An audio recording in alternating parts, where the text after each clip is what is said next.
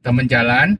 Siang ini kita menuju ke Fremantle dan kita punya teman-teman yang istimewa dari Forum Peduli Autisme Jawa Timur yang baru saja memenangkan penghargaan di Australia. Apa penghargaannya dan bagaimana perjuangannya? Ikuti terus ya. Oke, kita sambil berkendara menuju Fremantle. Ini ada teman-teman semua. Apa kabar? Luar biasa. Baik Pak Hengki. Waduh. Apa kabar juga Pak Hengki? Yang pasti selamat dulu ya Oh Terima iya, kasih. atas terima penghargaan kasih. yang diterima, ya kan? Waduh, ini luar biasa loh. Indonesia itu 2 hari berturut-turut. Jadi kemarin itu teman-teman dari Kertin Alumni, 2 orang mendapat penghargaan. Kertin Alumni Dari Award. Alumni Award. Ya, ini sekarang teman-teman Jawa Timur yang mendapatkan penghargaan. Oke, mungkin kenalan dulu deh. Ada siapa aja nih di sini? Yang paling depan siapa? Saya Iya, Margareta. ya, Saya Ketua Forum Peduli Autisme Jawa Timur. Oke, luar Pekerjaan biasa. sehari-hari akademisi. Oke. Terus yang lain siapa yang di belakang? Ada suster siapa? Nongol sedikit, suster biar sedikit. kelihatan. Nah. Nah, Saya Suster Elis Witin dari Malang, Bakti Luhur. Wow, ini ya, apa namanya, influencer juga ini ya. influencer juga. Dan Terus yang satunya? informasi sedikit, Bakti Luhur itu adalah salah satu pusat disabilitas terbesar di Indonesia karena punya banyak cabang di berbagai Wow, provinsi. luar biasa. Oke. Terus ini saya dengar juga ada orang istimewa dari Malang. 2 orang nih. Siapa ini? Coba memperkenalkan diri. Halo, saya Retno. Saya prinsipal Pak Hengki di Sekolah Luar Biasa Autisme River Kids Oh, Malang. ya, saya udah Iya. pernah mampir ke sana. Iya, benar. Iya. Yang satunya Bu siapa? Halo, saya Iin, saya guru, wakilnya Bu Retno di SLB River Kids Malang. Oke, udah. Sedikit tambahan juga nih tentang Bu Retno dan Bu Iin. Gimana itu? Mereka tuh guru sekolah luar biasa khusus autisme. Wah. Jadi bukan cuman SLB biasa, memang fokus melayani pendidikan orang dengan autisme. Plus, karena mereka itu sudah sangat berpengalaman, mereka pun menjadi guru buat guru-guru yang lain. Jadi mereka pembicara. Levelnya udah tingkat nasional nih. Oke. Ini gimana ceritanya kok bisa ada Forum Peduli Autisme Jawa Timur? Singkatnya gimana? Singkatnya.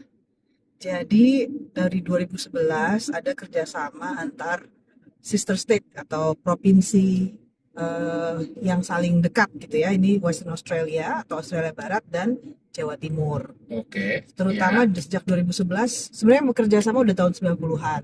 Tapi Ya. 2011 mulai berpikir tentang pengembangan kapasitas manusia supaya lebih mampu mengelola kasus-kasus autisme di Jawa Timur. Nah, disitulah kami diberangkatkan 20 orang Oke. belajar di Autism Association of Western Australia atau Oke. AAWA. Iya. Dan setelah pulang, kami terus belajar sampai akhirnya dibentuk jadi satu Forum Peduli Autisme Jawa Timur. Inilah yang menjadi wadah belajar dan berbagi kami sampai saat ini. Berapa tahun ya jadi udah ya? Berapa tahun Mbak Retno? 2013. Berarti 12 tahun. Ya, 12 tahun. Waduh, ya. Terus gimana kok bisa akhirnya sampai kemarin mendapat penghargaan? Penghargaan apa sih kemarin itu? Jadi kami mendapat penghargaan dari Asia Pacific Autism Conference, konferensi autisme di Asia Pasifik. Terutama kami diberikan penghargaan atas kerja kami yang disebut Outstanding Contribution to Autistic Field. Jadi kami dianggap sudah berkarya dan berkontribusi dalam bidang autisme. Di Indonesia atau Di Jawa Indonesia, Timur? di Jawa Timur. Karena sebenarnya walaupun namanya Jawa Timur, yang kami layani sudah Indonesia, Oh bahkan gitu ya. bahkan juga di luar Indonesia, salah satunya Timor Leste, dan kalau kami lagi bikin online, bisa juga yang hadir adalah orang berbahasa Indonesia di Australia. Oh, Ya. oke. Tujuan dari forum ini sendiri apa sih? Mungkin ada yang bisa gantian. Waktu itu dibentuk, jadi kami di SK-kan oleh Kepala Dinas Pendidikan pada saat itu 2015. 2015 ya, Pak Saiful Rahman memang Ya. dibentuk itu sebagai wadah gitu dari alumni Sister Prophets gitu, yang kerjasama Australia Barat dengan pemerintah Jawa Timur. Jadi Oke. wadah itulah yang kemudian nanti kita harapannya akan bekerja untuk bisa kembali mendiseminasikan gitu ya apa yang sudah kami dapatkan di Jawa Timur pada khususnya dan ya di Indonesia pada umumnya gitu Pak Hengki. Jadi tujuan utamanya itu apakah akan memberikan pendidikan ke orang tua atau ke sekolah atau membuat, yang saya tahu ya sedikit tentang autisme di sini, itu kan anak-anak di sini itu dibuat mandiri ya. Betul ya? Betul. Iya. Nah, apakah di Indonesia seperti itu atau gimana? Jadi kita punya visi dan misi ya. Iya. Visi dari Forum Peduli Autisme Jawa Timur tuh adalah membantu meningkatkan Ya. akses pendidikan, akses kesehatan dan kesejahteraan individu autistik, keluarga dan komunitas. Oke. Dan itu dilakukan dengan beberapa cara. Yang pertama adalah pendidikan dan pelatihan. Oke.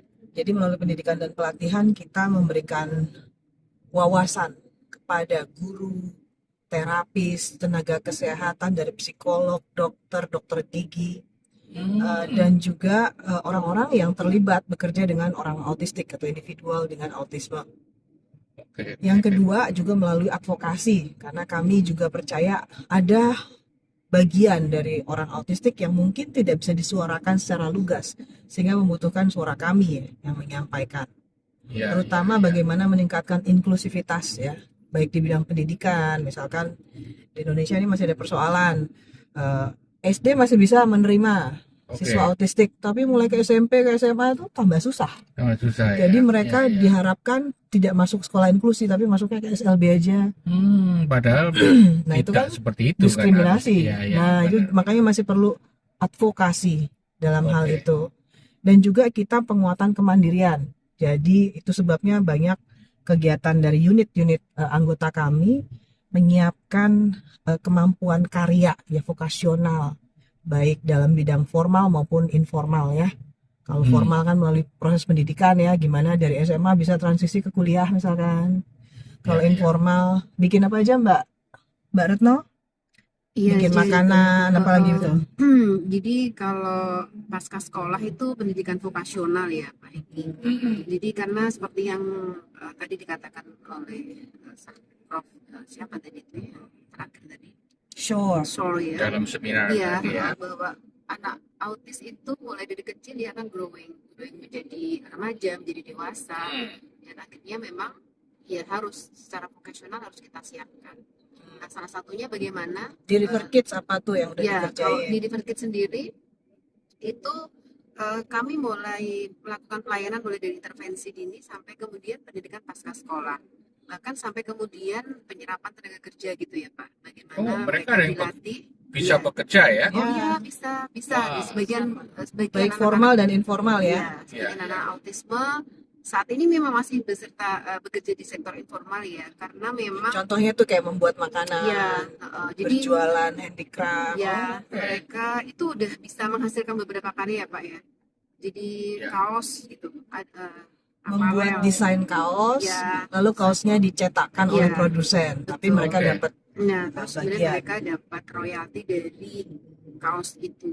Kemudian buat clay itu juga Untuk sudah kita handicraft udah dari tanah handicraft, liat. membuat sasiku, telur jadi, asin, ya kopi gitu ya, sarung bantal dan sarung spray. bantal sasiku gitu ya. Memang anak autis kekuatannya ada di sana. Terus ada yang juga bekerja, sebagian bekerja di sekolah sendiri di River Kids yang kami gaji Formal, jadi gitu, formal kerja. ya, kami gaji, dan juga ada yang bekerja di kafe gitu. Ada juga yang didampingi sampai masuk ke perguruan tinggi ya. Ya, ada yang kemudian di beberapa anak autistik itu yang bisa sampai ke perguruan tinggi dan kemudian dilakukan pendampingan di sana. Betul. Oke. Kalau Ada kita- lagi Pak masih silakan, advokasinya. silakan. Oke. Nah, ini yang paling penting. Nah, apa Karena ini? dari sejak 2013 kita concernnya di sini mengutamakan penerapan evidence-based practice. Oke. Jadi sebagai gambaran, di Indonesia sebelum 2010, biasanya yang kita lakukan adalah treatment untuk orang autistik adalah melakukan apa yang dilakukan oleh guru kita. Biasanya Oh. kita menggunakan metode yang tidak terlalu kita pahami apakah itu sudah Nggak ada efektif apa evidence ya. belum, ya, sudah di riset apa belum. Jadi poorly evidence based. Bentar, kita stop ya, karena ini kita sambil jalan-jalan. Saya iya, mau iya. tunjukkan Oh ya. ya, sip. Jadi kita bicara tentang evidence base ya. Karena tempat ini indah sekali. Itu evidence based indahnya. Coba kita lihat evidence base nggak ini? Ah. Depan ini, gitu kan? Ya, Ini Swan belum? ini kita di namanya Canning Bridge ya. Bisa kita lihat ini depan ini mulai banyak apartemen bermunculan ya kan. Ini memang Swan River juga. Jadi ini bus berhenti di sini. Jadi kayak juga sebagai Bus stop ya. ya bus stop lah. Di depan kita ini, yang di bawah kita ini freeway. Ya, jadi teman-teman semua kita akan menuju ke Fremantle ya. Fremantle itu kota pelabuhannya Terdekat dari ya Perth. di Perth ya. Ini kayaknya para ibu-ibu ini akan berburu souvenir. Itu yang belakang.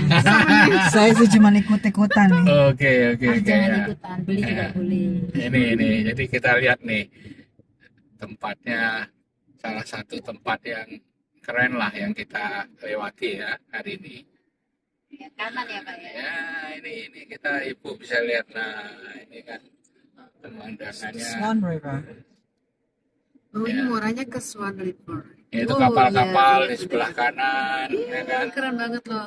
Ya, ini Lagi panas kegiatan. hari ini juga ya Ini memang. kemarin Iya, tapi lumayan angin loh hari ini ya. Anginnya kenceng, dingin. Ya, ini daerah-daerah lumayan mahal lah di daerah sini ya.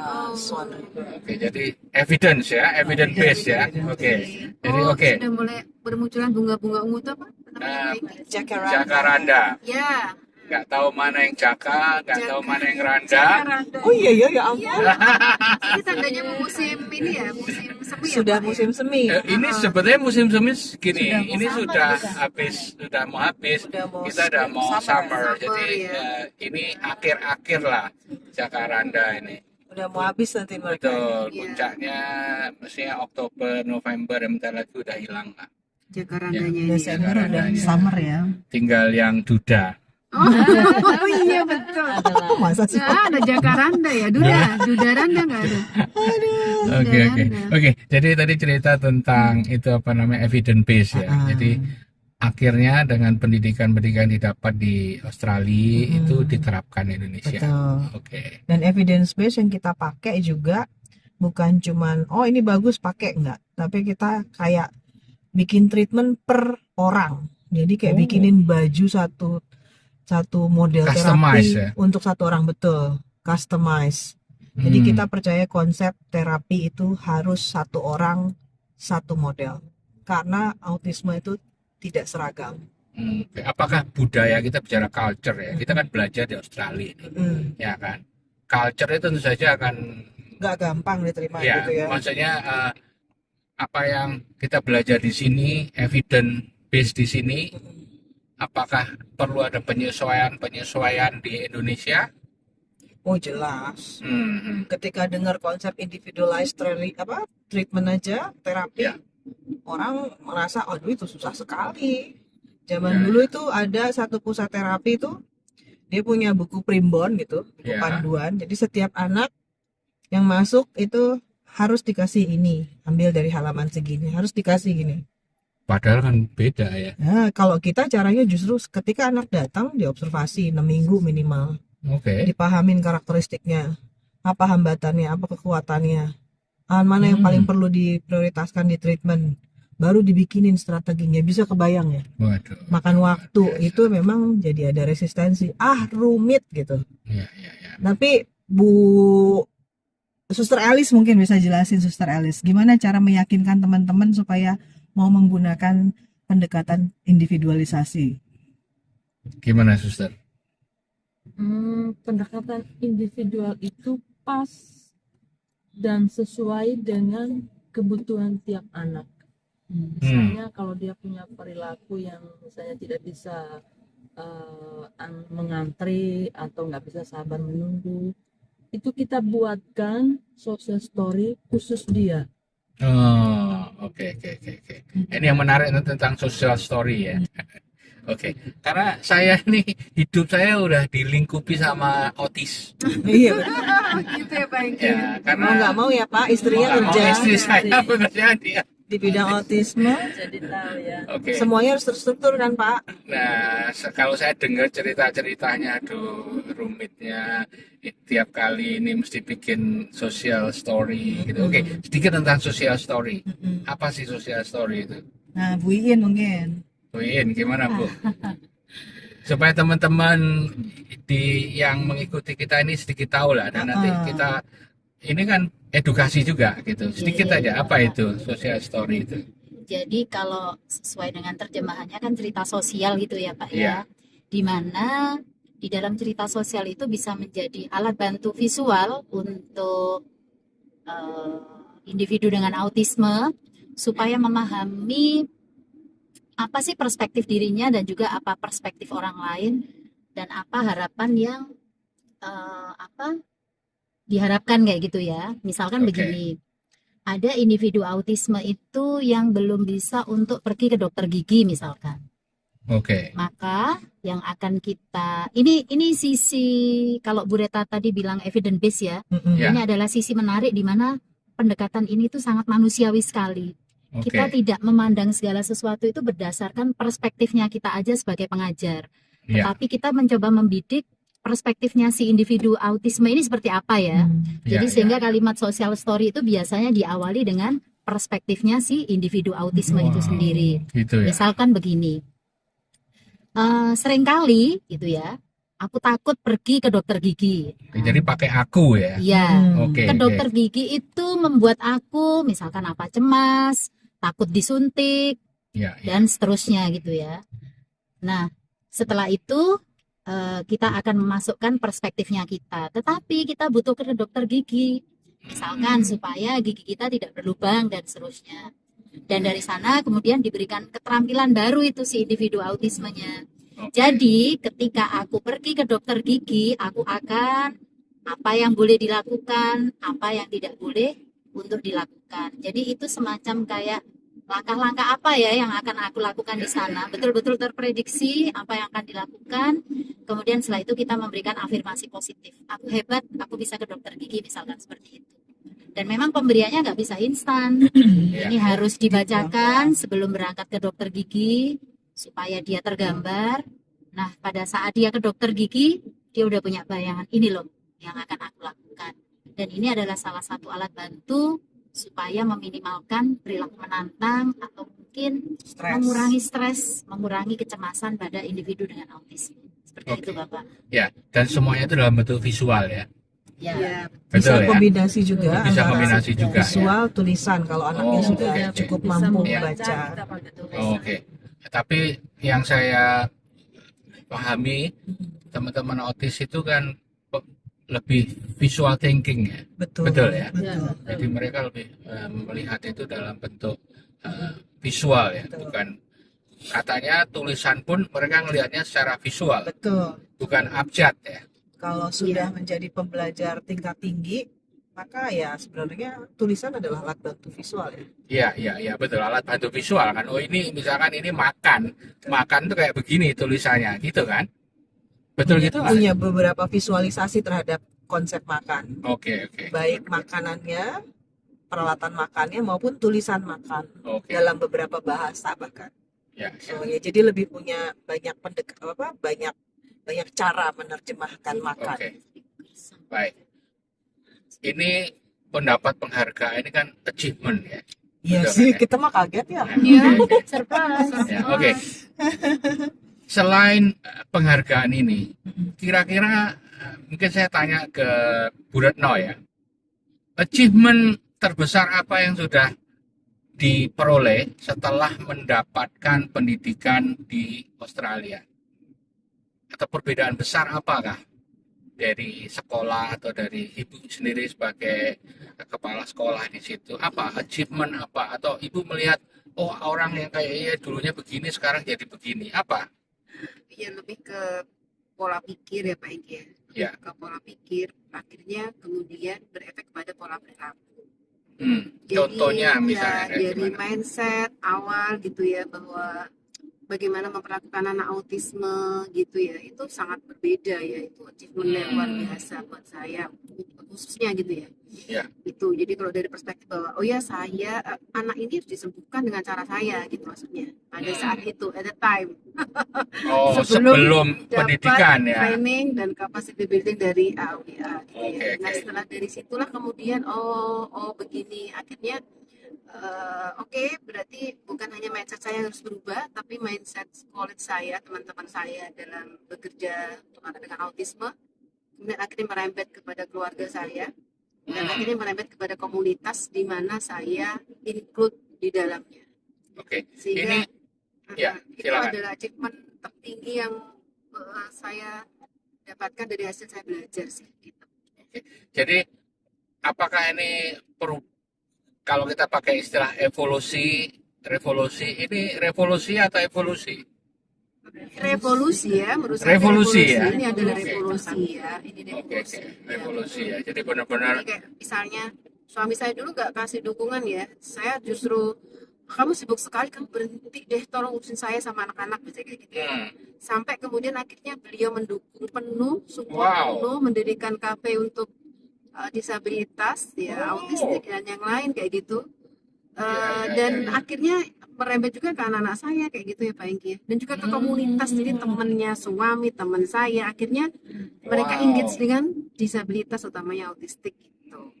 Jadi kalau kita urut nih kerjasama sister state ya kan, menghasilkan kerjasama antara AAWA dan pemerintah Jawa Timur ya. Kemudian ternyata hasil ini bisa dirasakan sekali sampai ke masyarakat, memberikan penyadaran baru tentang autis ya kan. Iya. Pendidikan yang lebih benar gitu kan, evidence based gitu kan. Wah, ini luar biasa. Suster, kalau suster saya tahu, saya sudah dengar yayasannya namanya apa? Bakti Luhur. Bakti Luhur itu sejak bertahun-tahun ya. Oh iya, udah lama banget ya. Sudah lama banget ya. Romo siapa satu suster? tertua. Ya, udah tua itu. Romo Jansen ya. Wah, itu waduh. Iya, itu Nah, salah satu pioneer. Dengan adanya pendidikan ini di Australia, apa suster achievement apa, manfaat apa yang sangat dirasakan suster?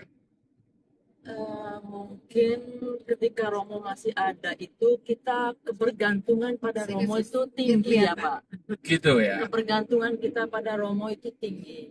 Ya, Sehingga ya. setelah tidak ada Romo dan setelah saya belajar itu menyadarkan saya bahwa apa yang selama ini Romo selalu datangkan orang-orang dari luar untuk kita training pakai visual itu udah lama banget kita itu. Oh, Hanya gitu kita ya. tuh belum sadar gitu loh. Mungkin kita waktu itu juga pendidikan kita juga masih minim ya kayak gitu ya.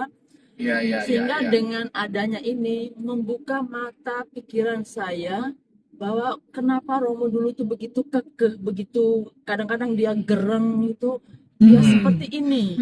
Seperti Bu Margareta juga kadang-kadang ingin mendobrak kita. Ya seperti itu. Semacam itulah Romo yang Gereng ya. Gitu ya. Jadi pendidikan inklusi itu terutama untuk anak-anak tunarungu itu sudah kita mulai, yaitu tadi kesadaran kita sendiri itu belum. Setelah saya belajar, lalu saya dalam pikiran saya harus mulai dari unit kecil ini. Karena waktu itu pimpinan saya bilang, kamu harus pergi training orang ini. Dalam hati saya harus mulai dari diri saya, dari unit kecil saya. Supaya saya punya pengalaman, saya punya pengetahuan, dari situ saya bisa berbagi nanti kemana saja saya dibutuhkan. Oke. Ya, Dari jadi situlah saya mulai pelan-pelan di unit itu, kemudian mulai kepala sekolah SMK untuk social workers mulai minta saya untuk ngajar, kemudian teman-teman dari daerah juga sudah mulai minta untuk memberi sana, memberi sini, Dan itu informasi itu udah ke teman-teman dan mereka sudah praktek. Ada yang ya jatuh bangun lah nggak apa-apa, saya bilang nggak apa-apa jatuh bangun. Kita tetap menerapkan ini. Basic dulu nggak apa-apa. Iya. Itu baik. Baik. Wah, berarti memang pengaruhnya luar biasa ya. Jadi pendidikan ini yang berapa udah 12 tahun ya berarti ya? Iya. 12 tahun ya. Ya, 12 Dan tahun ya. puncaknya dengan adanya penghargaan ya. Iya. Oke. Sebelum kita tutup, karena kita harus menikmati nih liburan di sini. Sorry saya ganggu waktunya. Oh, ini ada lagi. Oh, AAWA juga nih. Oh iya itu kantornya AWA ya, iya, iya. betul ya. Oke. Apa pesen apa ini? Mungkin Mbak Reta ya. Pesan apa ke mereka keluarga-keluarga di Indonesia yang memiliki anak ataupun ini dengan autis ya? Apa pesan apa yang mau disampaikan ke mereka? Berdasarkan pengalaman saya yang saya lihat, organisasi besar autisme, sekolah inklusi mulai merubah sistemnya untuk lebih siap Ya. mendampingi anak atau siswa autistik, itu selalu dimulai dari orang tua yang berdaya. Orang tua yang berdaya. Betul. Jadi Gimana itu? orang tua yang memahami apa itu autisme, apa kemampuan anaknya, Oke. dan bagaimana dia bisa mengadvokasi kebutuhan anaknya itu ke komunitas agar sekolah lebih mempersiapkan sistem misalkan, Iya. atau bagaimana pusat terapi itu menjadi lebih baik, lebih optimal melakukan terapinya. Itu Oke. karena orang tuanya yang kasih masukan. Jadi penting buat keluarga dan orang tua atau pengasuh terutama, kita harus belajar. Oh, jadi keterlibatan dan peran orang tua itu besar sekali. Karena itu justru yang menentukan kesuksesan terapi dan pendidikan kesehatan anaknya, bukan karena terapisnya. Gitu ya. Ya. Jadi oke. Ini Kalau mau berubah, kalau mau anak kita dapat layanan yang lebih bagus, orang tuanya harus belajar. harus belajar supaya dan bisa terlibat penuh. Menuntut istilahnya atau Iya. mempengaruhi perubahan di sektor-sektor yang bekerja dengan anak kita. Oke, kita lanjutkan nanti ini Yes. karena kita sudah mau memasuki Fremantle. Wah, udah nyampe. Ini hampir ya? hampir Oh, ya hampir, kita. hampir. Jadi ini pertemuan antara Swan River dan sungai, laut. Ya, nanti di depan kita ini kita bisa lihat kayak I see. kontainer-kontainer.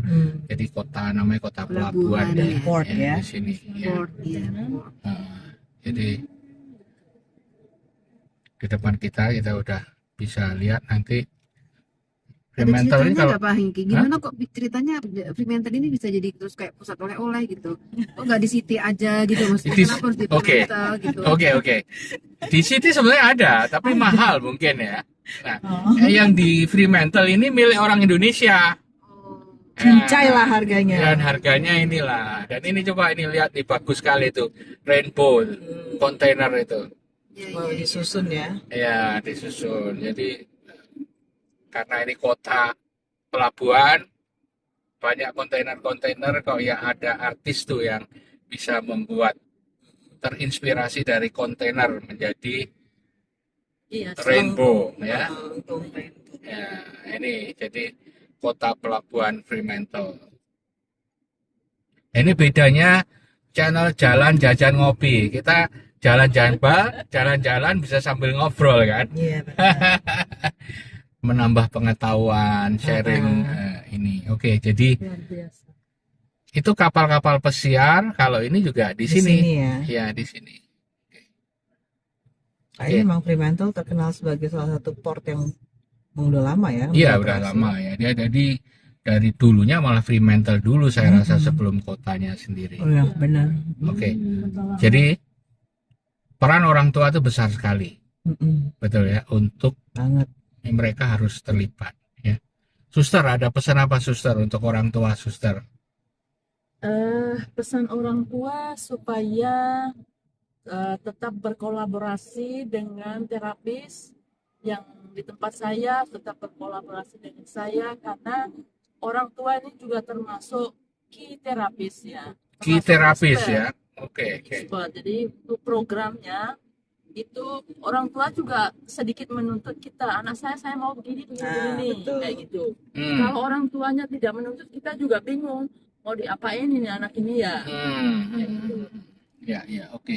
Lagi orang tua ya berarti ya. Dan pesan saya untuk siswa-siswa saya yang studi kasus, mereka ini juga penting untuk saya karena mereka ini yang tahu betul anak-anak di Wisma-Wisma sehingga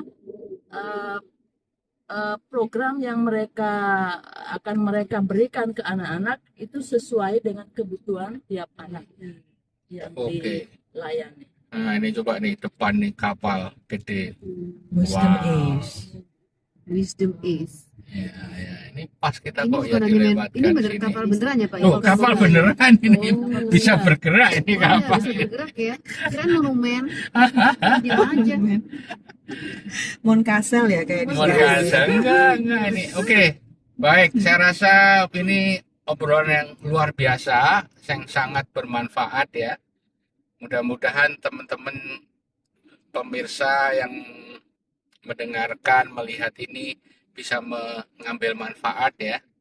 Dan saya ucapkan terima kasih untuk teman-teman atas keterlibatannya yang luar biasa ya. Dan semoga komunitasnya lebih berkembang. Ya, oke. Dan saya tunggu kapan lagi ke Bird. Oke. Oke. Bye. Bye.